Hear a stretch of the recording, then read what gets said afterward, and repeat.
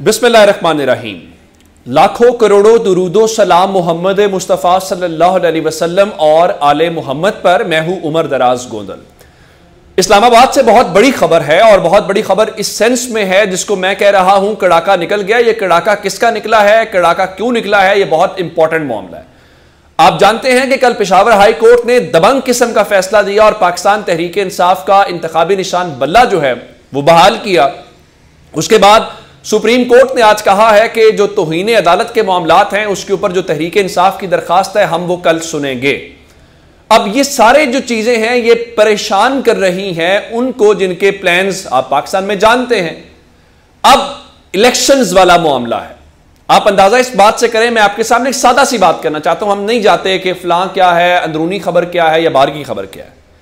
आज 27 दिसंबर है। 27 दिसंबर का मतलब यह है कि इस महीने के 4 दिन हैं। 8 जनवरी से 8 फरवरी 1 महीना और 12 दिन बाकी बचते हैं, यानी 1 महीना और 12वें दिन जाके इलेक्शन होना है। आप मुझे यह बताइए कि आपको किसी जगह के ऊपर कोई इलेक्शन एक्टिविटी नजर आ रही है?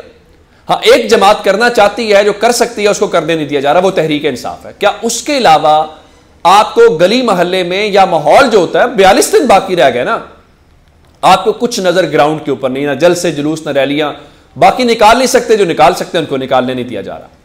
अब सवाल सिर्फ लोग बार बार कह रहे हैं क्या इलेक्शन होगा कि इलेक्शन नहीं होगा। अब खबर सुन ले जरा। आज इलेक्शन कमीशन ऑफ पाकिस्तान ने एक हंगामी इजलास किया है और वो इजलास कल भी जारी रहेगा। अब इससे अंदाजा कर लें कि वो इलेक्शन कितना, वो इजलास कितना इंपॉर्टेंट है।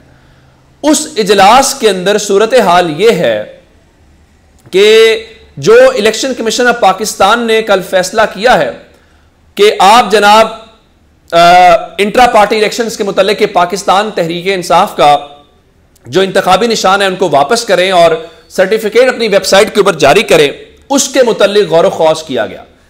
पहली बात यह थी कि क्या इलेक्शन कमीशन ऑफ पाकिस्तान जो है इस फैसले को चैलेंज करेगा सुप्रीम कोर्ट ऑफ पाकिस्तान के अंदर या उसको चैलेंज नहीं करेगा, पहले नंबर के ऊपर। और दूसरे नंबर के ऊपर पेशावर हाई कोर्ट ने PK 91 जो सूबाई असम्बली है खैबर पख्तूनख्वा की, वहां के जो रिटर्निंग अफसर हैं कोहाट से इरफानुल्लाह, उनकी रिटर्निंग अफसर के तौर पे तैनाती को आज सस्पेंड कर दिया गया है। और आज पहले नंबर के ऊपर यह फैसला किया गया है कि पेशावर हाई कोर्ट के ऑर्डर के खिलाफ सुप्रीम कोर्ट में अपील दायर की जाए। उसकी वजह यह है कि पेशावर हाई कोर्ट के मज़कूरा ऑर्डर के बाद अब यह हल्का तकनीकी तौर पर रिटर्निंग अफसर के बगैर है। लेकिन क्या बल्ले वाले निशान के ऊपर फैसले के खिलाफ जाना या नहीं जाना, उसका फैसला आज नहीं हो पाया, तो इसलिए इजलास कंटिन्यू रहेगा, इजलास कल होगा। अब खबर इस वक्त क्या है, एक तो हो गया ये। दूसरे नंबर के ऊपर एक और बड़ी अहम डेवलपमेंट हुई है और वो डेवलपमेंट पंजाब से है। चंद रोज पहले खैबर पख्तूनख्वा से खबर आई कि जनाब हमारे पास ना नफरी की किल्लत है और हमें इलेक्शन करवाने के लिए FC की जरूरत पड़ेगी। अब FC सूबाई हुकूमत के अंडर नहीं है, FC जो है वो डायरेक्टली विफाकी हुकूमत के वजारत दाखिला का मातहत इदारा है, पैरामिलिट्री फोर्स है। अब अगर विफाक कहे जी नहीं जी वो FC तो हमने वहां लगाई हुई है, तो हमारे पास तो अवेलेबिलिटी नहीं है, पहला मसला। दूसरी आज डेवलपमेंट हुई है और IG पंजाब ने बताया है कि उन्हें आम इंतखाबात के दौरान पंजाब में पुलिस एहलकारों की किल्लत का सामना है और इस बाबत उन्होंने इलेक्शन कमीशन को इस किल्लत के मुतालिक बाज़ाब्ता तौर पे आगाह कर दिया है। अब मैं आपको बताना यह चाहता हूं कि यह सारे का सारा तमाशा वो है जो आपको पंजाब खैबर पख्तूनख्वा के इलेक्शंस के दौरान लगता हुआ दिखाई दिया। 2 बहाने बनाए गए। पहला बहाना कि सर पैसे नहीं है, उधर इसहाक डार ने करारदाद मंजूर करवाई, ये सारे तमाशे लगे। नंबर 2 बताया गया जनाब वो ना सिक्योरिटी एहलकार जो है वो मुयस्सर नहीं है। अमन अमान की सूरत हाल बताई गई, इवन पोलियो कैंपेन बताई गई, फिर बताया गया कच्चे के इलाके में ऑपरेशन हो रहा है। तो इस बुनियाद के ऊपर पंजाब और खैबर पख्तूनख्वा के जो इलेक्शंस हैं वो मुलतवी किए गए। अब आप हैरान इस बात के ऊपर होंगे, एक बार फिर काजी फायज ईसा साहब और सुप्रीम कोर्ट जो मर्जी कहती रहे, इस वक्त इलेक्शन कमीशन ऑफ पाकिस्तान जो है वो इलेक्शन से भागने के लिए तैयार हो गया है। कैसे? नंबर 1 मैंने आपको बता दिया है कि वो कह रहे हैं जी पेशावर हाई कोर्ट के फैसले जो हैं वो शफाफ इलेक्शन की राह में रुकावट बन रहे हैं। पहली बात यह है कि जब तक इलेक्शन हो रहा है वो शफाफ हो रहा है, नहीं, शरीफो शफाफ तो हो रहा है, साफ शफाफ नहीं हो रहा।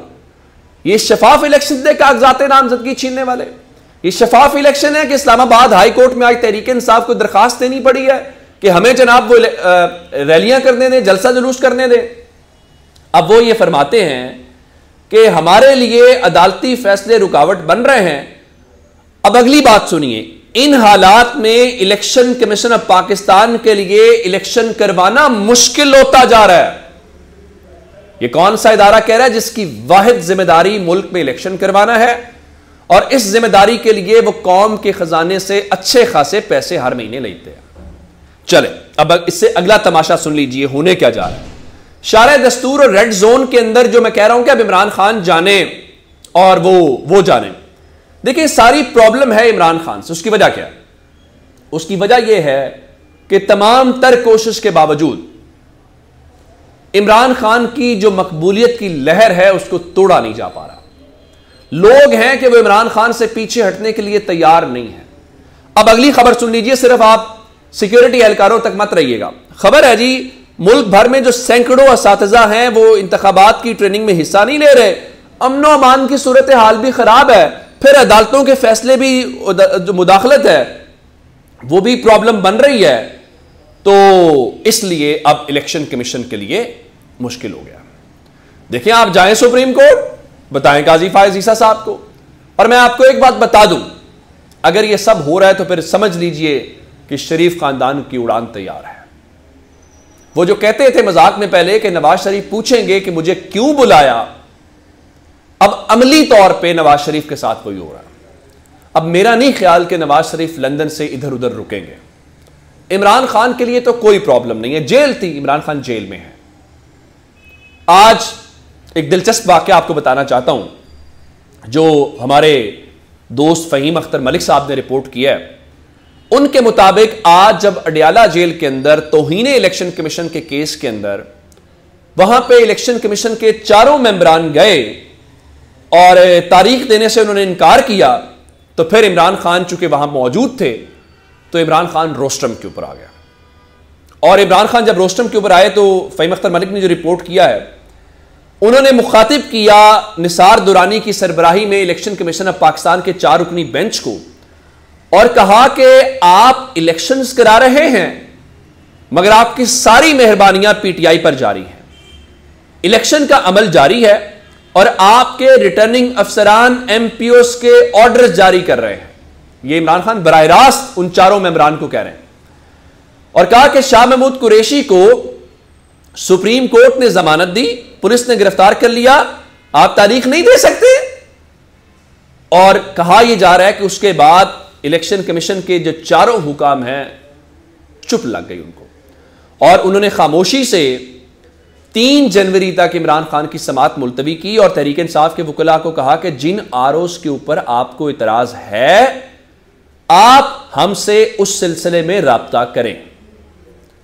अब यह है ग्राउंड के ऊपर सूरत हाल जो इस वक्त नजर आ रही है। और वो जो सुप्रीम कोर्ट है, वो जो पत्थर की लकीर देने वाले, आज भी बिलावल अब से थोड़ी देर पहले गड़ी खुदा बख्श में बोल रहे थे, वो कह रहे थे इलेक्शंस की तारीख दें, हम चाहते हैं दूध का दूध पानी का पानी हो जाए।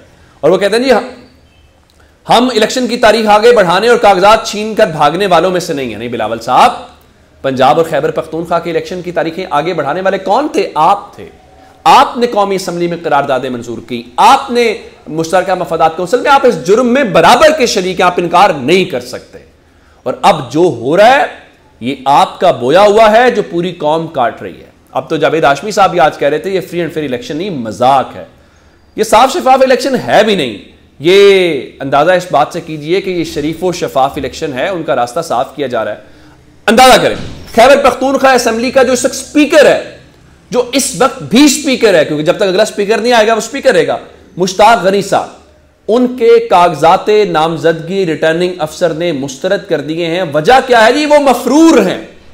यानी जिस मुल्क में असेंबली के स्पीकर के कागजात इस बुनियाद पर मुस्तरद हो जाएं, आप अंदाजा कर लीजिए। हालांकि कानून में सिर्फ एक बुनियाद पे आप किसी के कागजात मुस्तरद कर सकते हैं, अगर वो डिफॉल्टर हो, वरना तो तजवीज़ और तायद कुनिंदा की बुनियाद के ऊपर भी हो सकते हैं। अब आप कहेंगे कैसे? जब कुलसूम नवाज साहिबा ने इलेक्शन लड़ा था तो क्या वो पाकिस्तान में थी या पाकिस्तान से बाहर थी? क्या इसाक डार ने जब इलेक्शन लड़ा था क्या वो मुल्क के अंदर थे, मुल्क से बाहर थे? इस सवाल का जवाब ढूंढ लीजिएगा। अपना बहुत सारा ख्याल रखिएगा। खुदा हाफिज।